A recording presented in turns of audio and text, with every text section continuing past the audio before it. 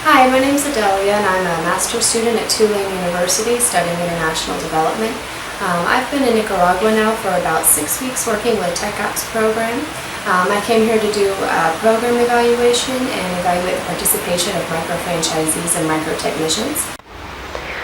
So since I've been in Nicaragua, I first spent some time evaluating the participation of microfranchisees, who are a group of both women and men that sell solar-powered lights to their communities and other surrounding communities as well.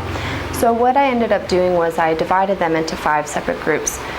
Top groups being the people who sold the most products, and the lowest group are people who are currently inactive. So in evaluating the participants, I really ended up finding that the people in the top selling category had similar characteristics.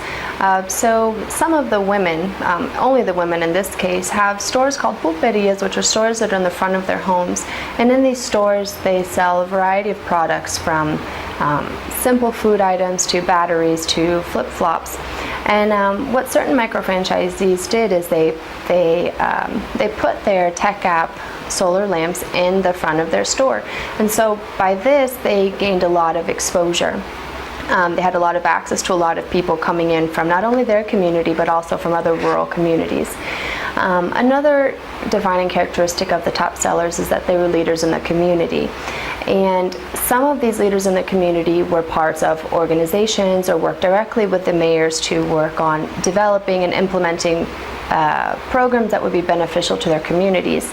But not only official leadership positions, but also leadership positions that they took upon themselves. For example, there's a woman who lives in Murra, in the city of Murra, and she works with women in surrounding rural communities of the town of Murra.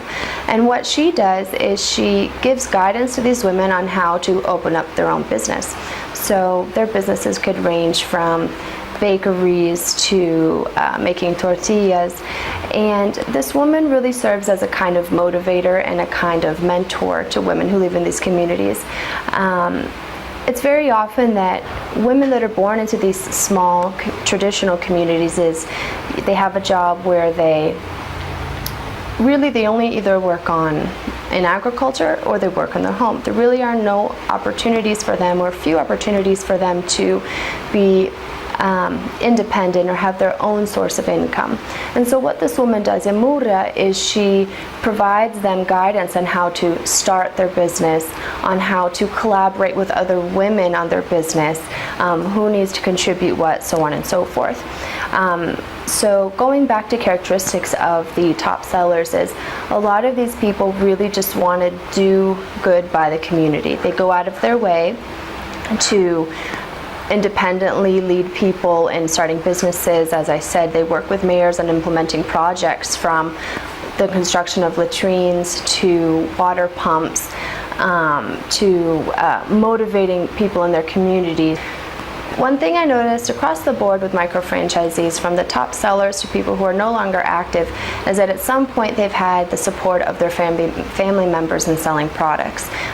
This could be their teenage children, husbands or wives, mother-in-law, cousin. So it's really a group effort in selling these solar products.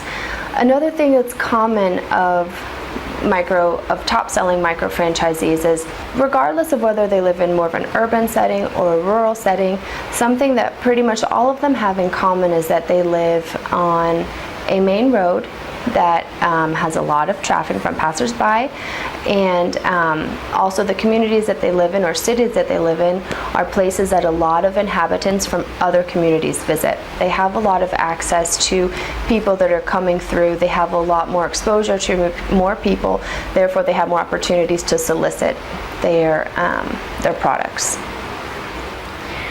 What was really interesting to me was taking the time to study the information of these women to really get to learn who they are. So when looking at most of these microfranchisees, they're women and also men that have little to no education. So a lot of them only graduated from primary school.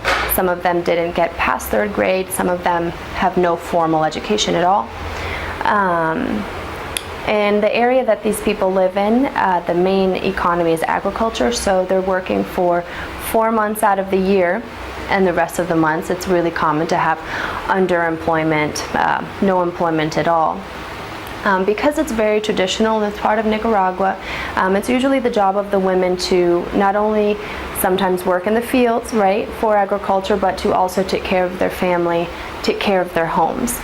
So these women working with TecAp has really been a great opportunity for them to establish their own independence, for them to have their own sources of income, and also to develop new skills. But the main benefit that I find, or that I have found, is that people in the countryside are now able to charge their cell phones.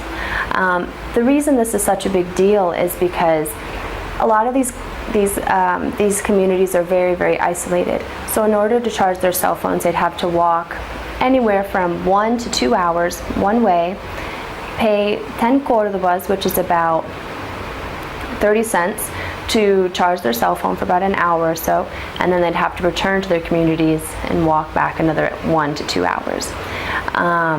So this has been a great difference. There's actually one particular young man who sells solar-powered lamps, and he himself is a university student, and he says, you know, the reason that he sells lamps is because he likes to contribute to a healthier, safer, more enjoyable studying environment for other youth in the area. And I thought that that was very special.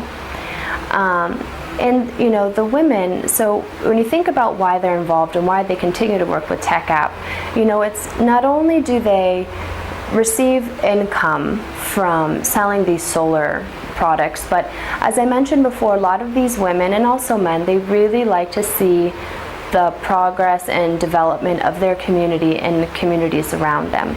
So as I said, not only do they have benefits from the income earned with every product sold, but they also receive a kind of satisfaction in seeing their neighbors and neighboring communities receiving the benefits of these solar-powered lamps.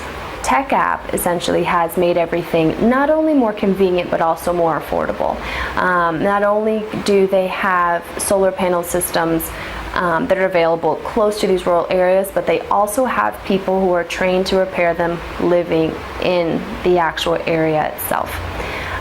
So whenever something goes wrong with the system, or if someone urgently, you know, decides that they want to buy a system for whatever reason, TecAp has made it so that there are individuals adequately trained to meet this need in the communities. So working as a microfranchisee has been very beneficial to these people. So actually this week I heard of a man involved in this program who previously worked as a member of an organization that works to provide potable water to his community and also surrounding communities. After having been involved with TecAp for some time, he actually decided that he was going to leave his job. And the reason for this is because lately he's been able to make in one day the income that it would take him just over 2 weeks to make with his previous job. The income that these microtechnicians receive is significant. So from installing solar panels, these people can make about, let's say, about $75. This is a lot of money because when you think about the average income of somebody in rural Nicaragua, monthly income can be probably about under $100. So they can make in one day what would take them almost 1 month to make. One thing that really moved me was the dedication of these microtechnicians. As I've said before, they live essentially off the grid. They live very far away from main cities, and also a lot of communities are far away from other communities as well. So in order to find potential buyers of solar systems, or even people who need repairs or maintenance, they have to set out into their communities and surrounding communities. So, it's not that they're walking out of their house and walking 2 blocks down. These people are leaving their homes, going out, walking up from 2 to 5 hours one way, seeking out new customers. After they find customers, or sometimes even if they don't, they have to walk all that way back to their home. Because they live in such a rural setting, a lot of these places don't have public transportation. So it's not an option for them to take a bus to a nearby community. They don't really have cars. A lot of them don't have motorcycles. So using their own transportation also isn't an option. What really moved me is the sense of commitment and enthusiasm that these participants have for being involved with TecAp. So through my study, I've found various ways that TecAp can improve the experience for these microtechnicians. Because the effort, or because the excitement and the desire to be a part of TecAp is there on the part of the microfranchisees and the microtechnicians, what they're needing from TecAp is a little bit more support, a little bit more reinforcement training. So basically, pretty much all of these people say that they would like to be in closer communication with TecAp staff, and they would like to have a better relationship with them. So the benefits that microfranchisees and microtechnicians have had from being a part of TecAp is not only benefiting themselves with the income earned and their surrounding communities, but also the knowledge that they have obtained. A lot of these microfranchisees and microtechnicians say that before working with TecAp, they only had heard of solar energy in passing. They'd never experienced it, and some actually said that they had never even heard of it before. One common thing that I found among these TecAp members is that they all say that they want to move forward with their life, they want to continue learning, and they want to continue growing and developing as a person. And through TecAp and through their trainings and guidance, they've really had the opportunity to do just that.